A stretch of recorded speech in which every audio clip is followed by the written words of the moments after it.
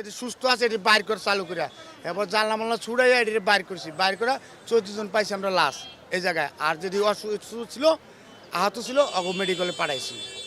এটা কি আপনারা যখন ঢুকছেন মানে উদ্ধার তৎপরতা যখন নিজেরা চালাইছেন, যারা মারা গেছে এটা কি সব বেশিরভাগই কি সামনের অংশে ছিল এরকম? আর সামনের অংশ বেশি ছিল, সামনের অংশের লোকে মারা গেছে বেশি, আর পিছের অংশের লোক মারা গেছে কম। 2 জন বাইর করছি, একটা বাচ্চা একটা মেয়ে, ওরা অগো বেশি ক্ষতিও নেই, ওরা সুস্থ ছিল, অগো বাইর করে দিছি আমরা। ওর গার্জিয়ান আছে, গার্জিয়ান কাছে পৌঁছাই দিছি। গাড়ির ড্রাইভার হেল্পার যারা আর সম্ভবত ড্রাইভার 2 ভাগ হয়ে গেছে কাইটটা, আর হেলবারও জায়গায় ডেড হয়ে গেছে সম্ভবত আর কি। কারণ কোনজন ড্রাইভার কোনজন হেলবার তা চিনি না। এই আন্ডারগ্রাউন্ডের তলে বৃষ্টি এলে লোকজন ভ্যান গাড়ি নিয়ে ভিড় করে, তখন ওই ভ্যান গাড়ি ছিল না, ওই যদি থাকতো তাহলে অনেক লোক ক্ষতি হইতো। এলাকার লোক কোনো ক্ষতি হয় নাই, দূরের লোকের যাত্রী ক্ষতি হয়েছে। আমি দোকানে বসে চা খাইতেছি, দেখলাম এটা সাউন্ড হলো। সাউন্ড হওয়ার পরে তাকাইলাম এদিকে, দেখি গাড়ি নিচে পড়া। পরে গাড়ির কাছে গেলাম, যাওয়ার পরে দেখলাম লোকজন নামাইতেছে, পুলিশ আসলো, পুলিশে ব্যাগ ইটি এগুলো সব গাড়িতে ভরতেছে। ওই গাড়িতে উঠে একদিকে পাঠাই দিল, কারণ এই পাশে আমার দোকান খোলা ছিল। পরে ওইখান থেকে আইসি আমি দোকান চাপাইয়া পরে ওইদিকে গেছি।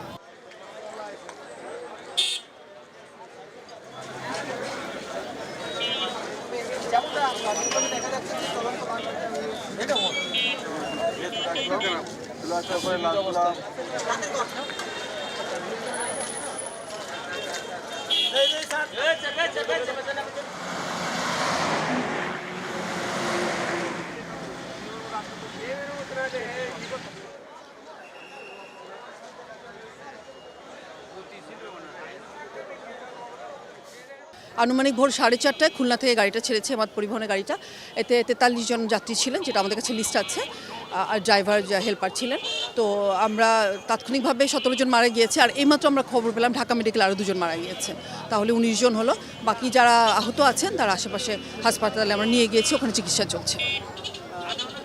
এমনি গাড়ি কর্তৃপক্ষ কিংবা পরিবহন কর্তৃপক্ষ কেউ কথা বলেছেন কিংবা তাদের সঙ্গে যোগাযোগ হয়েছে কিনা? তাদের সাথে যোগাযোগের চেষ্টা চলছে। আমরা তো এসে আগে তো পরিস্থিতি পর্যবেক্ষণ করে এইটা তাৎক্ষণিক উদ্ধার অভিযানটা আমাদের চলতে হবে, এবং তাদেরকে হাসপাতালে নিয়ে আসে বা দেয়া, এই কাজটা আমাদের প্রথম কাজ। তারপর আমরা ওনাদের সাথে কথা বলবো, আমাদের এসপিরা যোগাযোগ করার চেষ্টা করছে, হয়তো হয়ে যাবে। প্রাথমিকভাবে কি ধারণা করছেন কিভাবে হয়েছে? প্রাথমিকভাবে আসলে অনুমান করছি যে ওভার স্পিডটা প্রথম কারণ হতে পারে। আর হতে পারে ড্রাইভার হয়তো রাতে রওনা করেছে, উনি একটু ঝিমুনি ভাব আসতে পারে, ঘুম ভাব আসতে পারে। আর হতে পারে যাত্রীরাও হয়তো খুব তাড়া দিচ্ছিল, একটু তাড়াতাড়ি যান, ঢাকায় যাবো।